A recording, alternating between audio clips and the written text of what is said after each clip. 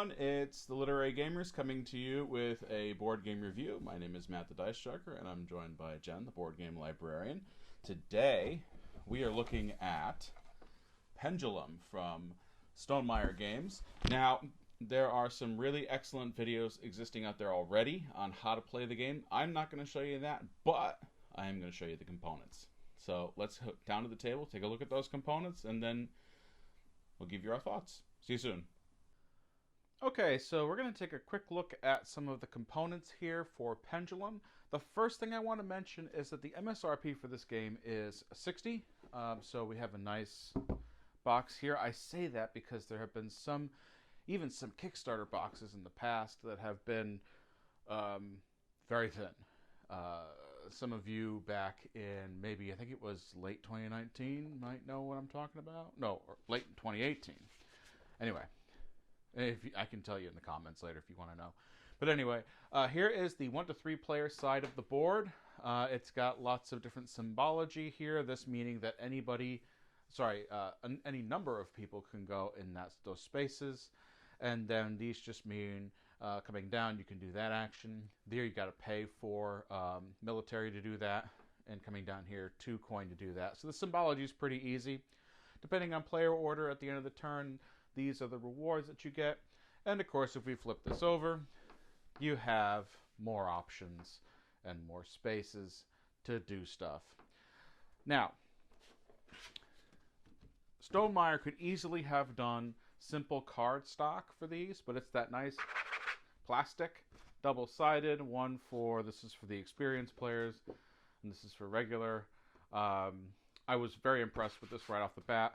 I think it was Monolith Arena from Portal Games also had the same thing where it was this nice, really papered plastic type thing, and there's really nice dynamic artwork for all of this. And thankfully, it's a variation, but it's not the same on both sides. So yes, not the same, but it comes with a nice version for the solo. Also, that nice plastic, and we have this here. And then a little bit of some different artwork here. Not too different. That's what I liked about it. Not too different. This guy I always thought looked rather smug. This is the council board. This is just regular cardboard here as well. Sand timers are good quality. The only thing I will say is our purple and green ones sometimes got jammed and you'd have to kind of tap them a little bit. The game does come with a timer track if you want to not deal with the speed and just let that kind of guide you. This is great for like the first game that you play, or maybe the first 2 so you can get used to it. All of the bits in here are, getting it now, this nice plastic that it's not the wooden cubes or anything. It's those nice plastic cubes. The player pieces. I'm going to show only one color because, well, the rest of them are the same.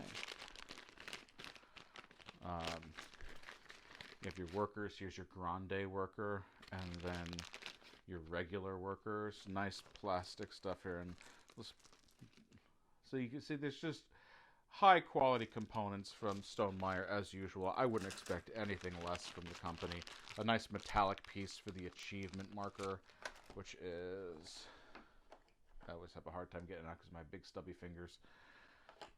Card quality's good. Nice satin finish on them all. Easy to understand, easy to read. Yeah, I really, when I first opened the box, I'm not sure what I was expecting, but I wasn't expecting the quality of the components to be this high, so I wanted to show it off. These are the components for Pendulum. And let's head back up to the top so you can hear some of our thoughts. So we're back. We'd like to thank Stonemaier Games for sending this to us as a review.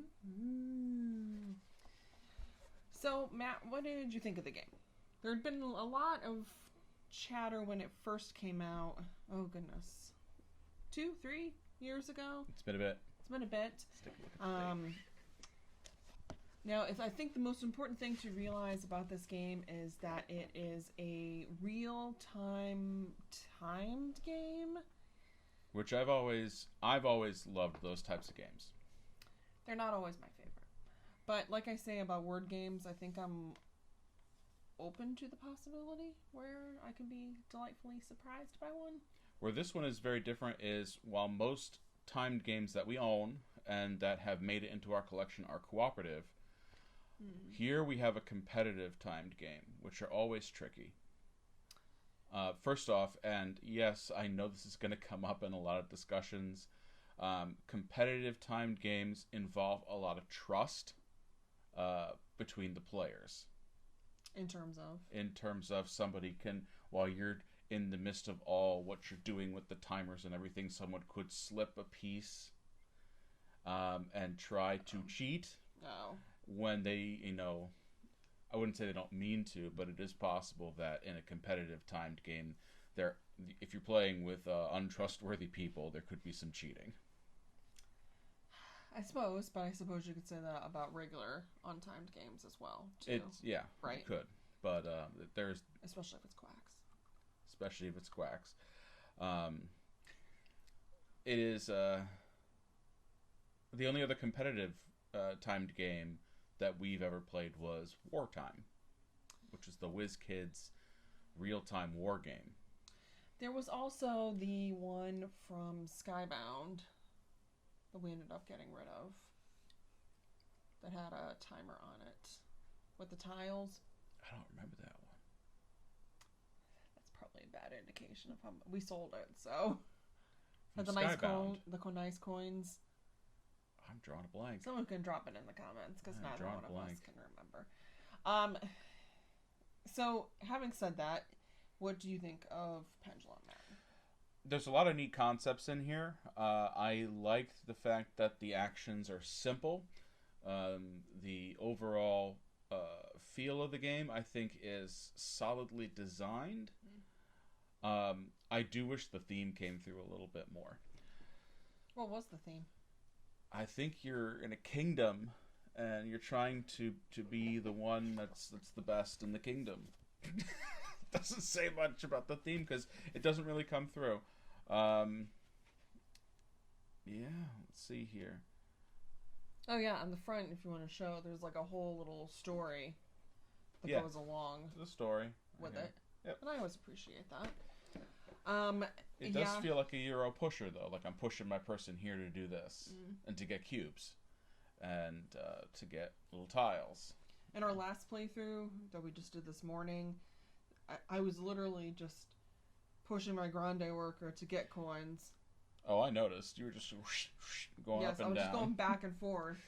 And that's probably poor play management on my end, which is fair. You haven't really quite answered the question of what did you think of Pendulum? Here's the thing. I liked the game. Okay. I might be one of the select few that actually does like the game because I know there was a lot of people that really didn't care for this one because of the timed element. I wasn't bothered by the timed element with the exception of one thing, that in a 2-player game, I'm not sure if this happens in 3 or 4. Does it go to 5? It does go to 5. We pretty much play 2 players in this house. And in a 2-player game, there were just times where you were just kind of sitting there going, so what's the plan for the rest of the day? And the two of you we're just looking at each other going, what else do we have going on? Because we're waiting for those timers to run out so we can flip and go to the next action.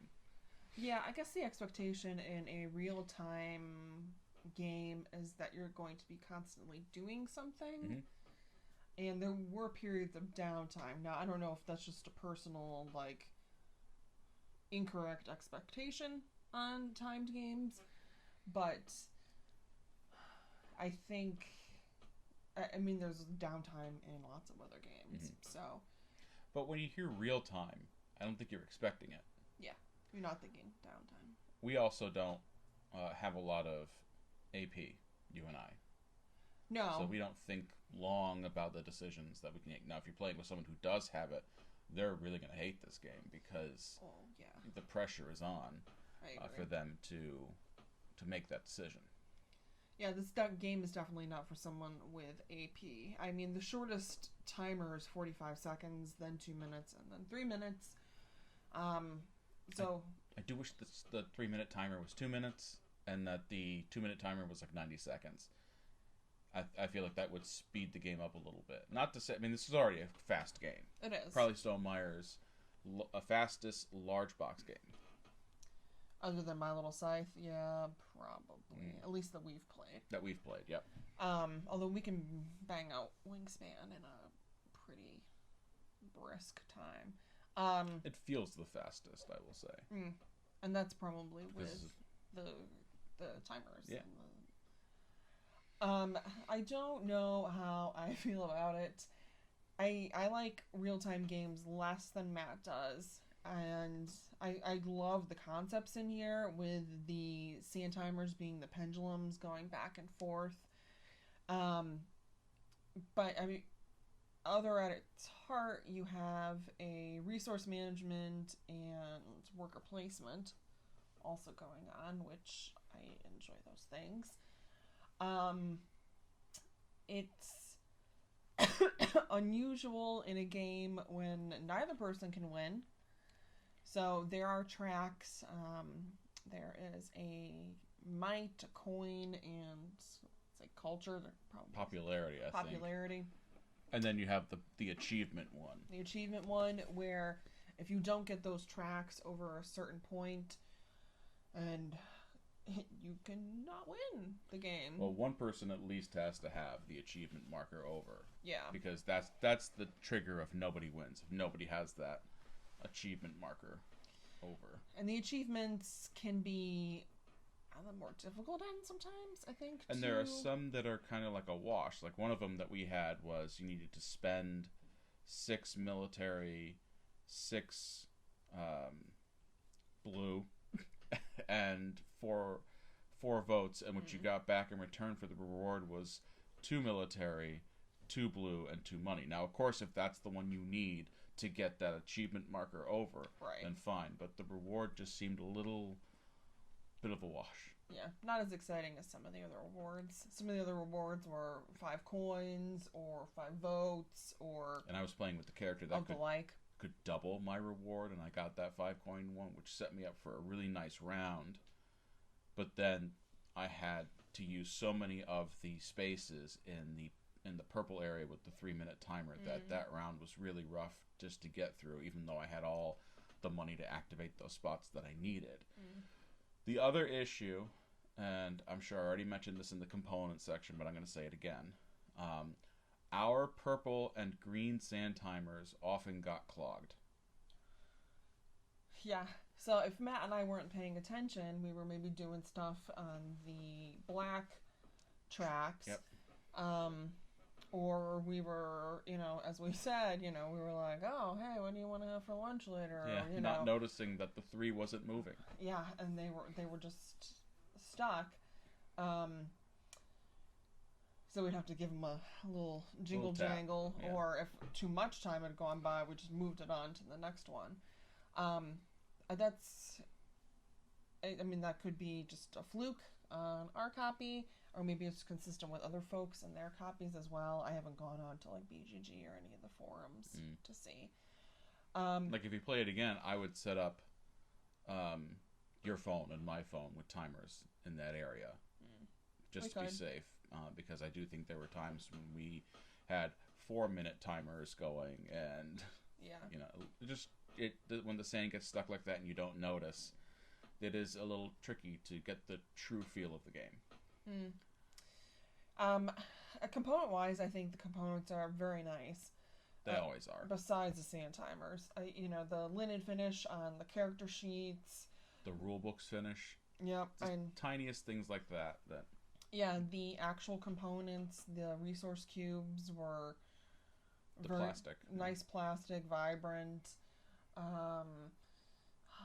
card quality. Yeah. I think that's always consistent with Stonemeyer games is the quality, and they don't have to go to Kickstarter to do that, which I was clap on that. That you can achieve these things without having to go to Kickstarter. But I think his last Kickstarter was Scythe. I think so. It's been a long, long time. Someone will correct us in the comments. They love to do that. So here's the thing. I like the game, and I would keep it if it wasn't for the downtime during 2 players. Yeah. That I think is my biggest hurdle. Yeah, I mean, I didn't dislike my plays that we did of this. The first time I played, I totally bungled many things, and I said, okay, all right, I know what I need to do next time, and I tried to achieve that this time, today when we played. We maybe made the mistake of playing the advanced side of some of the characters, and we weren't quite advanced yet. But I would play again if we're at a game day and someone says, "Oh, do you want to play Pendulum?" I wouldn't go, "Oh no, I don't want to play Pendulum." I don't think a keeper for us, and that's fine. That's fine. It could be a keeper for you. You might those things that we've talked about that were not necessarily like check boxes for us, I think could be check boxes for you. And there's always a solo mode too, in which you did not do. I didn't get a chance to do the solo mode. I will say, maybe at 5, this game is the chaos that you want in a good time-based game. But being in a 2-player household, we just never did that. We never had 5 people that agreed to play the game at the same time. I do wonder in a 5-player game, and the boards are 1 to 3 and then 4 to 5, if you're going to be blocked more with what you want to do, or the spaces and spacing is just better and different. I don't know. So we can't necessarily speak on that. But the solo mode and the Automa, I think, are always a standout on Stonemaier games. Yes. I think across the board on almost every single one. So that could be a positive for you, that you are someone like Matt who does really like real-time games, and you're a solo player. So what else do we have to say about Pendulum, Matt? I think that's it. It's definitely worth a try. I think a lot of people avoided it because of the negative press that it got when it first came out. But it's definitely worth trying. If you are a huge fan of Stonemaier games and want to see something that's a little different than what they usually deliver, then this is, I think, something you should check out. At least play it once to get the feel of it, and you'll know whether or not you like it. That's kind of what I would say. I'm glad I tried it. Yeah, same. I didn't hate it. Like Jen said, if you came up to me and said, "Do you want to play Pendulum?" Sure, let's play it. But at the same time, with the space in our collection, we're pretty much on a 1-in, 1-out basis. This isn't one that's coming in, but that's okay. This is like a 7.5 for me. I don't know what I would rate it. My ratings are always vastly lower than Matt, so I'm not going to give one. And for us too, at this point, with review copies, if we like something but we don't love it, and it goes to the library, which this will, we always have the opportunity in the future, if we go, oh yeah, I'd like to try Pendulum again, that we can. I can bring it. I can check it out and take it and bring it home. So it's not going to go to a waste at the library. Stonemaier games in general, I can hardly keep on the shelf, which is great. Yeah. And you're going to be soon getting a building that can house, 3,000 games? We're hoping. So we can have even more space for more games. But we digress. So I am Jen, the board game librarian. I'm Matt, the dice chugger. And thanks for joining us. Don't forget to subscribe, hit the bell, do the things, the things. We're very inconsistent, so we can understand why you don't. Do the things, people. We appreciate it, though. Bye. Bye.